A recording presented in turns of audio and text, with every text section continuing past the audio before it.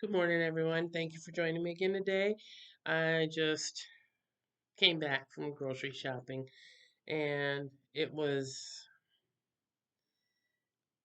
more eye-opening. And I know I've been saying it for a long time, prepare, prepare, prepare, prepare, prepare. But I went to the store to just get a few things, to keep stuff stocked up. And the shelves were really bare again. Even little simple snack treats that you get for kids, those little boxed package item where you get like 10 or 12 in a pack that used to come for $1. Now it's like 4.49 for the same thing, which I think is expensive considering the amount of product that you're getting in the box. But then that makes sense why when I go by vending machines, I will see that they will offer a single serving of that product in the vending machine for $1.75. Still, I think really unreasonable, but that's what they're doing. But, I look through the fresh produce and everything, not a whole lot like the salad stuff. Salad and fresh fruit. Because, now that I know I have chronic kidney disease, I want to be even more vigilant than I was before on making sure that I am eating as healthy as I can to do the best that I can for my kidneys, which will help my body overall. Because, learning about the functionality of my kidneys and how important that is in my body, um, I have to make those changes. But like lettuce product, not a whole lot out there. There are some packaged things, like the ones that I've done videos on, where I'll take the salad in the bag that comes with the sauce and the seeds or dried cranberries or whatever. And they have some of that product out there for anywhere between 3.49 to 5.49 per bag. They have lettuce that's bagged up, easy to use because it's been washed and cut or whatever. Um, 2.99 a bag, and that bag has about half as much as those larger salad in the bags with the salad dressing and everything in there. And there's no salad dressing or anything in those other ones that just the 2.99 a bag. I had to go up and kind of pinch it and see just how far down does the food go in that bag, and it's really about only halfway full. And there was a few heads of lettuce, but I prefer to use the romaine, and since there was no fresh romaine out there, I did go for my different bagged product, which I'll do some videos on that and share how I use some of that to stir fry, especially like the cabbage and shredded carrots and things like that. It's a quick go-to, something that I can work with easily without having to do a lot of chopping and things. And for people that have some difficulties with arthritis or their manual dexterity, it's an easier go-to be able to prepare a healthy meal. But, I was looking through the food and it just wasn't a lot there. I went over to where the eggs, the dairy, there was not a lot there. Um, Canned goods, it's always easier to get canned goods, things like that. And there was some tofu, but not as much of the tofu products as I usually see. And I know some people really hate tofu, but let me tell you, tofu is soy. It's a soy product. If you have soy allergies, avoid it. If you don't have soy allergies, tofu is good in many ways. It's easy for the kidneys to process for one thing, and it has protein in it, and our bodies need protein. And like for me with CKD, chronic kidney disease, if if my kidney function were to go down even more, um, By the time, if I were to reach level 5 of CKD, um, I would need to increase my protein intake. But right now, my body is like losing protein, which is just a whole nother bizarre thing that I don't expect you to understand, and probably too much information anyway. But tofu, it can be good, um, particularly for women when they're past the childbearing years and experiencing hot flashes and all that. It actually does help. And no, I'm not a doctor and I'm not an attorney, so don't think of this information in either of those ways. But I'm just telling you my experience, and you can try it for yourself. If it applies, give it a try. And it totally worked for me, where I wasn't out gushing all sorts of sweat. And it made that part of my life go a lot smoother. Um, Carrots, they had a few carrots, not much there, not much in the peppers, area of peppers or things like that. They didn't have a whole lot of meat, even though I'm not really looking at getting a whole lot of like pork or chicken or beef, because I'm trying to limit how much of that I have each week for the protection of my kidneys. You know, our kidneys work to filter things out in our body. And I know I've described them kind of as a washing machine or a dishwasher before, but that's what they're doing. They're cleansing and filtering things to help your body function better, help that blood flow through those veins and those arteries, and their role is important, a lot more important than people may realize. So doing things like drinking a lot of water every day, that's important, really important. Um, Coffee is not mandatory, but no, coffee is not going to hurt you if you have CKD. In fact, the doctor said having a cup of coffee a day, 1 or 2 cups, which I would equate this to being 2 cups. I typically only drink half, which would be considered one. That's actually good for the heart. But when your kidney function goes down, it can cause problems in other areas of your body or your life. It can cause thyroid problems, from what I'm learning. People have had to have their thyroid removed. People have had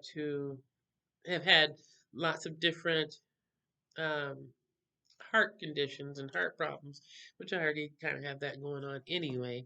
But people with CKD have had experiences with AFib and ended up having to go to the hospital and through that whole battery of tests and learning this added thing that's going to change their life basically forever. But eating as healthy a diet as possible is really important, and I get it that some people think that it's boring. Somebody told me once it was boring to watch my channel because I would only show healthy food. Well, healthy food is what's good for you. And now I find out healthy food is even more important for you. And a lot of people that have CKD don't even know that they have it because signs and symptoms usually don't show up until you're in the later stages, when the doctor's like, okay, we can either set you up with a fistula, start having your schedule so that you'll be going for your treatments every other day, or we can put you on the transplant list. Some people don't find out until they're stage 5.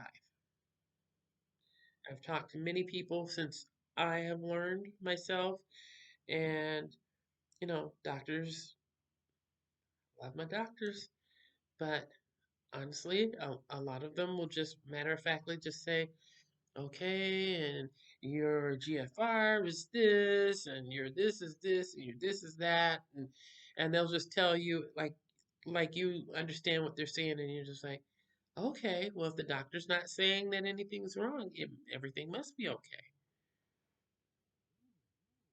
So sometimes we have to take a step back, advocate for ourselves, and say, hey, I don't know what you're talking about.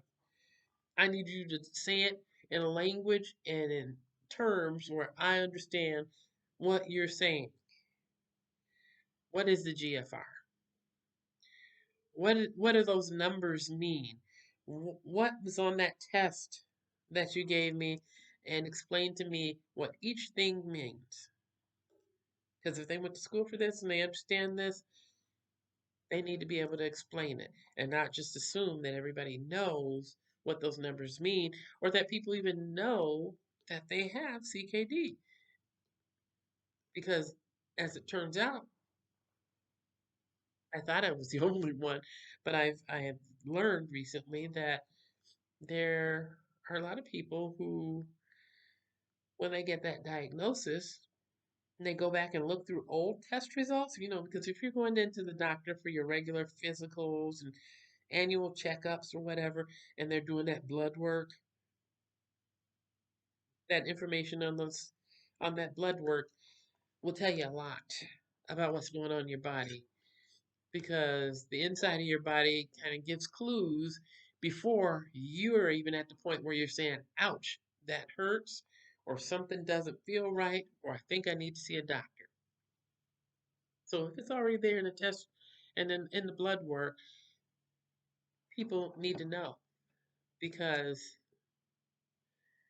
changing what we eat, and this is something I heard from a doctor, so you can fact check me or whatever, but changing what we eat and eating as healthy and nutritious of a diet as you can actually can make a difference. It can either slow the progression of the disease or stop it altogether. And some people have seen their their numbers go back up um, into a healthier range. Um, but that's not anything to be played with. I mean, seriously, you have to be focused and seriously eating that proper diet. See a specialist if you've been diagnosed. That would be a nephrologist. And if you have other issues or things going on in your body in your life, like I said, some people have diabetes. Diabetes is the number one cause of chronic kidney disease. Number two cause, high blood pressure.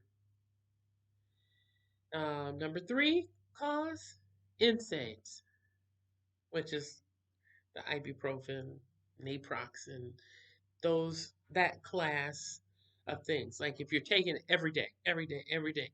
And when I had my injury, it was a pretty severe injury, and I thought, well, at least this isn't something that's addictive. This can help me manage the pain while I go to physical therapy. And so I did what I did every day, and although now I'm better, I had to go through physical therapy at three different locations. So it was like almost a year's worth because my pain was so severe, and I was using a cane, and I couldn't get up and down stairs. I had a hard time even going to the bathroom or getting in and out of bed. People see you and just say, "What's wrong with you?" Well, it's all related back to that. And I will be dealing with that sciatica the rest of my life.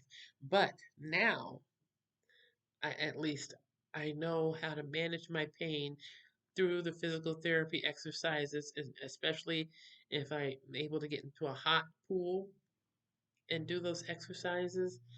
Um, it makes all the difference in the world. And then I don't even need to take anything for the pain. And I'm grateful for that. But anyway, those are top three things that cause chronic kidney disease.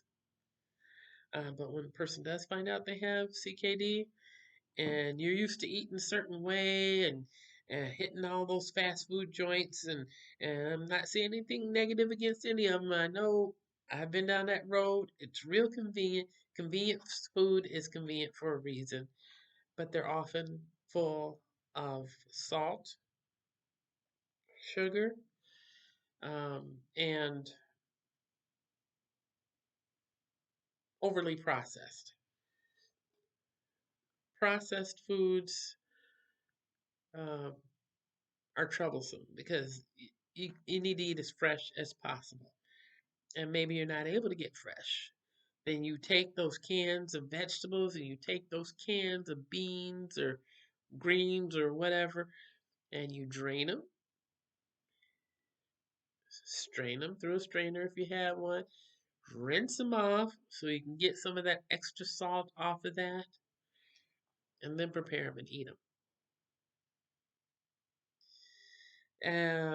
If you've been watching my channel any amount of time, you probably know that I have a hydroponic gardening system set up in my dining room, which I just happened to start setting that up. Um, well, I started off with the one veg box last year, and then I got a second, and then by this summer, I thought this is a good way for me to go because I live in a multi-family housing site, and I have neighbors above and below and beside me, and I can't really plant outside because the university sent master gardeners over here. They tested the soil. Soil isn't healthy to eat anything from it. It would actually be more poisonous for me.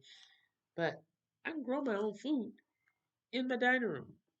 Of course, I'm not going to be growing pumpkins and squash and that sort of thing. But having the number of hydroponics set up on this shelf in my dining room, which I'll do another video on that later. It's helpful for me because then I can take each set and grow lettuce on one. I can grow cherry tomatoes on one.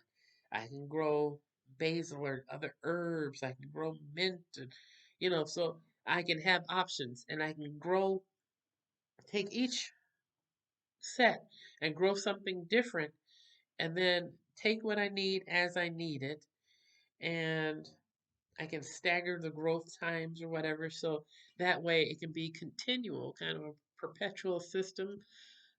Right now, I don't need to do that because I still do what I tend to do, when the weather is warm by harvesting, getting as much as I can from farmers markets, and I'm a part of that Community Cooks program, and I will take half of what I get from those things and dehydrate it. Slice those carrots up, put them on the dehydrator, dry them out. Washing and cleaning and preparing the kale, the collard greens, the Swiss chard, and put it on that dehydrator and drying it out. Half I eat fresh, the other half I can save for later. I can do that with carrots. I can do that and have done that with beets, of course, because beets are wonderful and it's just something that I'm glad I'm still able to eat beets. There's some things that I shouldn't really eat as much of as I used to. I guess I shouldn't say I can't eat them, but they're more difficult for my kidneys to process. Kind of disappointing because there are things that I really like that I'm learning that, although they're healthy foods, because of my level of kidney function, it's just not as good for me to have it because my body will have a harder time to process it. Just like my body might have a harder time to process that burger from the fast food joint where they put all that salt on everything and those french fries that are dipped in all of that grease, and my body has a harder time processing spinach, which I really like. I could still use some spinach, I suppose, maybe make a quiche or whatever. But, learning that my body's going to be like, not wanting too much of that. Um, and sweet potatoes, which I really like. That's harder on me too. That's harder on my kidneys, so that's why I say it's harder on me. So, like I said, I'm in this process of learning what is good, what is bad, or not as good, not as helpful for me. If I go out to eat, is it going to be a restaurant? Is it going to be where I know that someone is personally taking time to make something? Or is it going to be more like an assembly line where people are toss the food, shake, shake, shake, and I don't know what's in the product? Lots of factors to consider now.